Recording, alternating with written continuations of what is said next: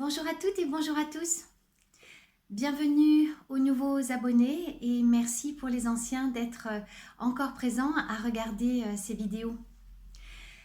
Aujourd'hui, cette vidéo s'adresse plutôt aux novices, plutôt aux nouveaux abonnés justement, ou plutôt pour les plus anciens, à vos amis, à vos parents, à toute personne à qui vous avez des difficultés à expliquer ce qu'est l'énergie, ce qu'est un soin énergétique et encore plus ce qu'est un énergéticien ou une énergéticienne. Donc c'est le sujet du jour. Mon nom est Christelle Jacques, je suis énergéticienne justement, coach de vie, également guérisseuse, chamane, médium, clairvoyante, clairaudiente, clairsentiente. Tout ça pour vous dire que lorsque les personnes viennent me consulter, c'est pour aller œuvrer et rétablir l'équilibre dans leur corps énergétique. Qu'est-ce qu'un soin énergétique? Pour commencer, je propose à tous les novices, ou même d'ailleurs aux plus anciens, ceux qui ont déjà eu des soins de ce type, de faire le petit exercice suivant. Vous allez frotter vos deux mains l'une contre l'autre. Vous avez vos deux pieds bien ancrés dans le sol. Votre dos est bien droit. Donc, pour faire cette petite pratique, je vous encourage à vous mettre sur une chaise ou bien sur le bord de votre lit, mais pas vautrer sur le canapé, c'est mieux. Voilà. Après avoir frotté vos deux mains, vous allez fermer vos yeux et vous concentrer sur ce que vous ressentez. Vous allez probablement ressentir des petits picotements. Alors ensuite, je vous propose de poser une main au-dessus de l'autre, de cette façon-là. Vous gardez vos yeux fermés, vous êtes bien au contact du sol. Vous continuez à sentir ces picotements dans les mains. Pour ceux qui ont une sensibilité un petit peu plus exacerbée, vous allez vous apercevoir qu'il y a comme quelque chose entre les deux mains qui les repousse. Vos deux mains finissent au bout d'un moment par s'écarter, comme repousser l'une de l'autre. Eh bien, ce que vous ressentez entre vos deux mains, c'est de l'énergie. C'est l'énergie qui traverse votre corps. C'est l'énergie qui vous met en mouvement, qui vous anime. Anima en latin, c'est l'âme. Autrement dit, c'est l'énergie qui passe au travers de votre âme et qui vient de votre source divine, unique, originelle, christique, qu'on appelle Dieu, qu'on appelle la source, comme on souhaite. Cette énergie est créatrice de toutes choses. C'est celle qui anime les humains, bien sûr, les animaux, les plantes, mais également tout ce qui est sur la terre, tout ce qui est organisme vivant. Alors, aussi étrange que cela puisse paraître, les pierres sont vivantes aussi. Les minéraux sont vivants aussi. Leur durée de vie étant beaucoup plus longue que celle de l'humain, il nous est difficile d'observer à l'œil nu leur croissance. Mais elles sont toutes vivantes et en croissance. Donc, on revient aux soins énergétiques. Votre corps physique est traversé d'énergie, d'ondes, à des fréquences plus ou moins élevées. Sur ce plan Terre, sur cette planète, actuellement, nous sommes dans des fréquences qui oscillent entre la 3e et la 4e dimension, ou 3e et 4e densité. Notre planète monte ses vibrations pour aller vers la 5e dimension de conscience, 5e densité de matière, beaucoup plus éthérée. Lorsque vous allez consulter un énergéticien ou une énergéticienne ou un guérisseur ou une guérisseuse, ces thérapeutes vont s'occuper d'équilibrer ou de rééquilibrer ou de réharmoniser votre énergie vitale. Votre énergie qui circule à l'intérieur de votre corps est censée circuler de façon fluide, sans blocage.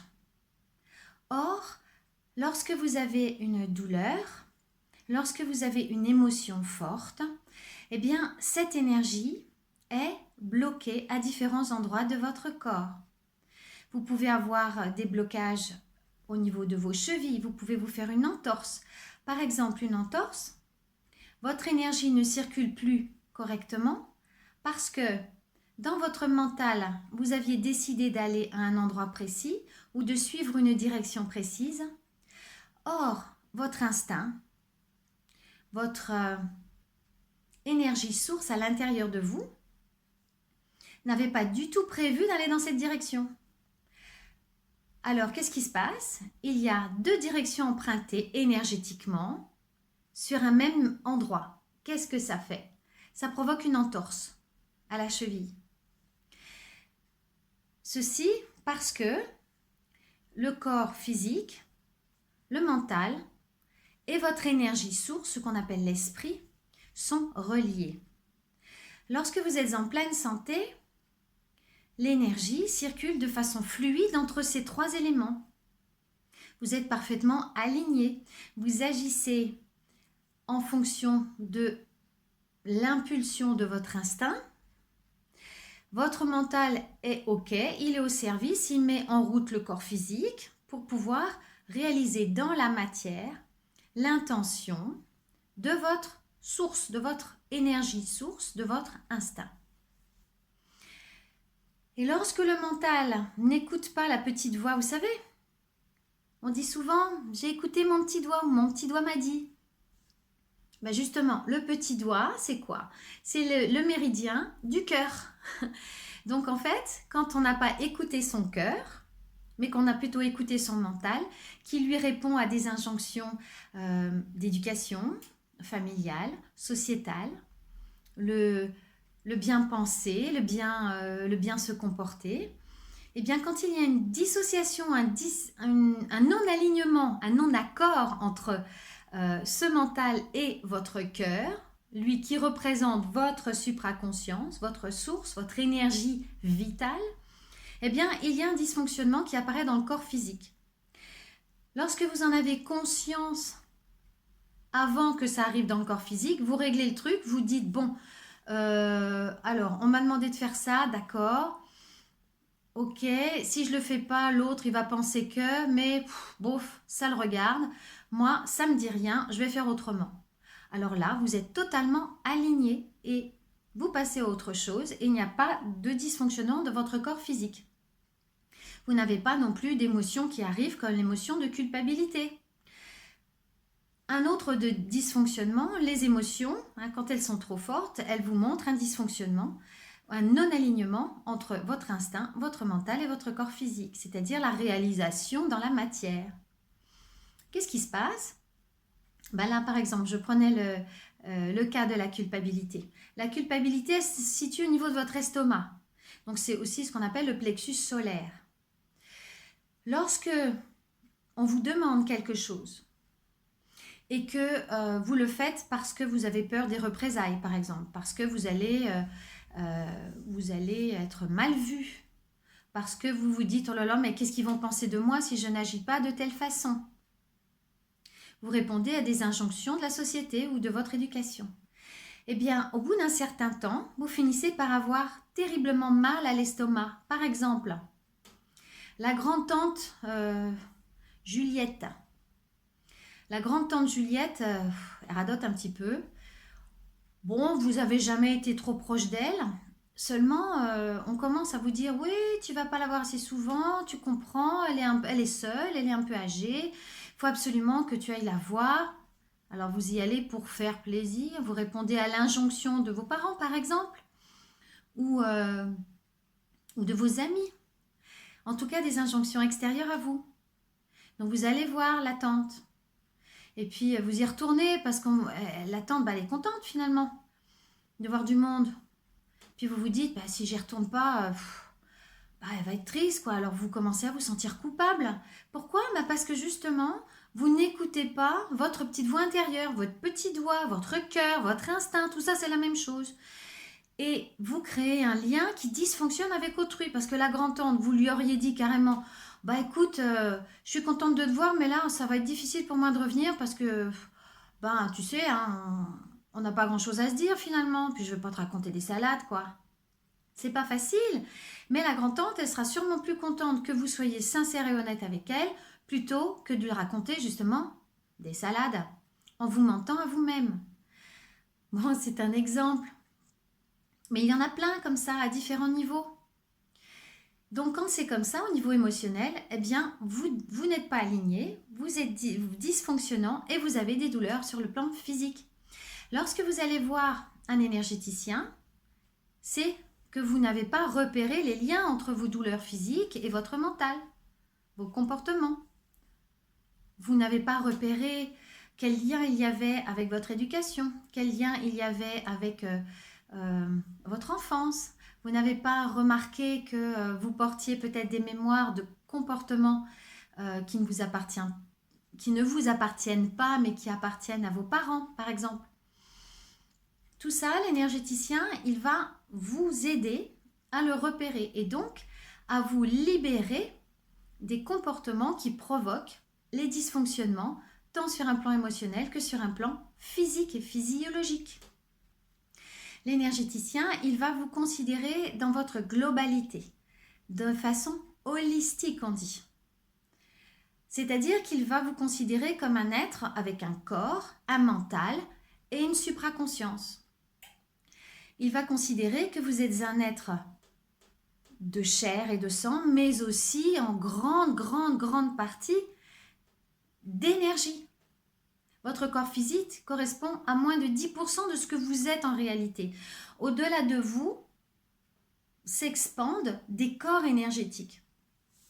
Ces corps énergétiques contiennent tout votre ADN, c'est-à-dire toutes vos mémoires d'incarnation dans cette vie-là, mais dans les autres incarnations que vous avez pu avoir, sur ce plan Terre, mais sur d'autres plans également.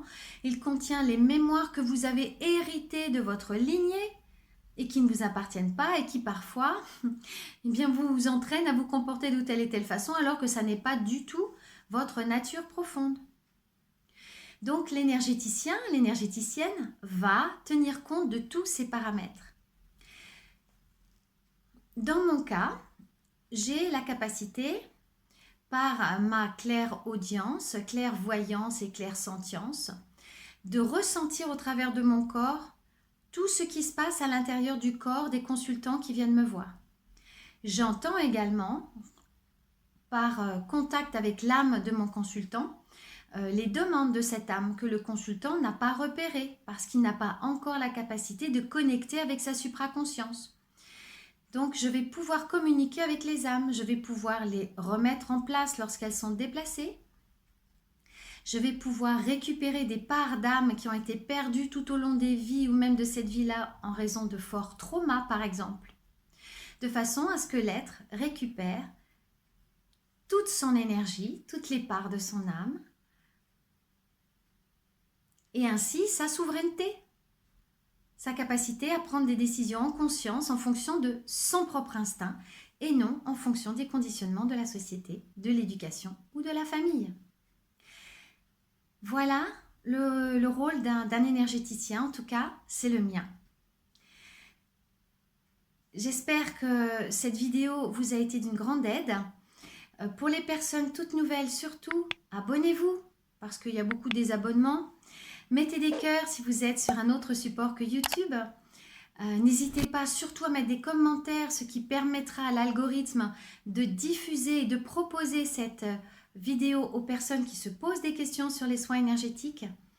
Bien sûr, partagez-la avec votre famille, vos amis, avec toutes les personnes qui sont suffisamment ouverts d'esprit et qui commencent à se dire qu'il y a peut-être une autre possibilité d'aborder le bien-être, c'est-à-dire le fait d'être bien en soi, en bonne santé, en joie et souverain dans ses actions et dans sa vie.